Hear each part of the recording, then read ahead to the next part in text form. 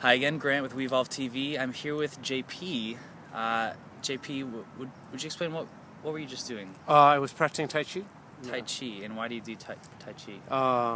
That's because I've been doing it so long, it would seem stupid to stop, but no, mostly because it's a health promoting exercise, and it feels good to do it. And if I don't do it for a few days, I feel lousy. So I come around sunset and as often as I can, and I like being outdoors in the parks.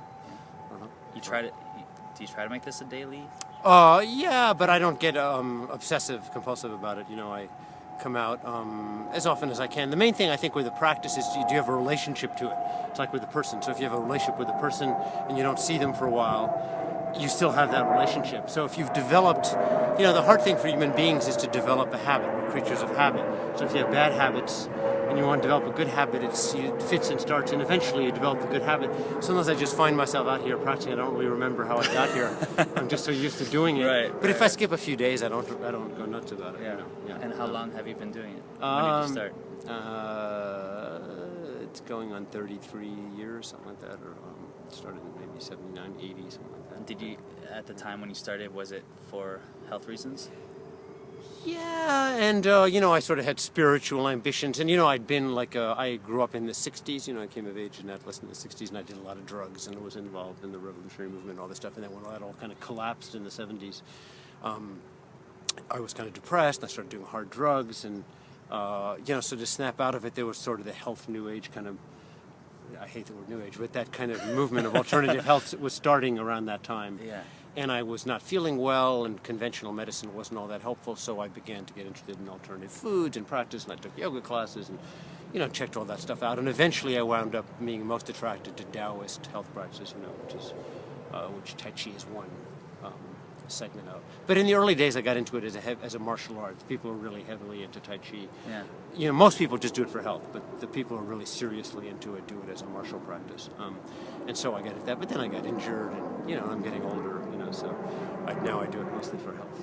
But after 33 years, would you say that it's given you the benefits that you were looking for, and possibly any more?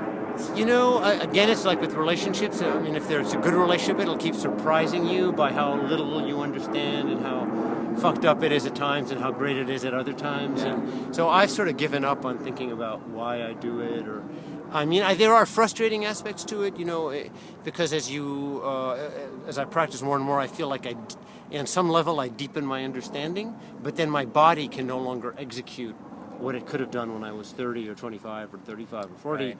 And so that's kind of it's a bit like get wisdom with age, but then your body can't always, you might be much more sophisticated about women, but no longer be able to, date, these are, Yeah.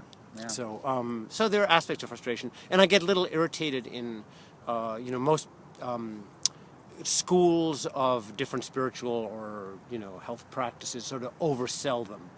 Like if you get 10 this kind of massage, your body will be free of tension forever. If you practice yoga, you'll walk on water, or and there's a lot of silliness in all these, the way they're oversold, and for most people there are, it's again, it's a relationship. There are problems with it. There are days you feel like shit and it doesn't feel so good. Other days it feels great. And you said that when you began that there was a spiritual aspect to beginning. Is there still a spiritual aspect in why you do it today? Well, the spiritual, again, that can mean very different things to different people, and so Westerners and Easterners, we tend to romanticize other cultures and so, for example, the famous Book of Five Rings, the Zen, which is sort of Musashi, I think is his name, the guy who was, a lot of business people sort of use this book as sort of the way they use The Art of War by Sun Tzu. But Musashi, was heavy Zen, samurai, but he would go out and execute people for the emperor and lop off a few heads to relax in the morning. This is a very different idea of spirituality than we might have. So I think it's important to take it all with a grain of salt. But yes, there is a spiritual component for me. Maybe not in all the levels of the practice, because it is a physical practice, but you know, the people who do it the most seriously try to develop a sense of internal energy and of circulating sort of subtle energy along the acupuncture meridians, and there are moments where you feel transported or you transcend where you are. That you're not doing it; it's doing you, or you're just there. So yeah, there are definitely spiritual component that can be, but I wouldn't get carried away with it because people trip out a little bit. You know, it's important to also be involved in the world of flesh and matter, where if you get kicked in the shins, it's real, and you know, A balance.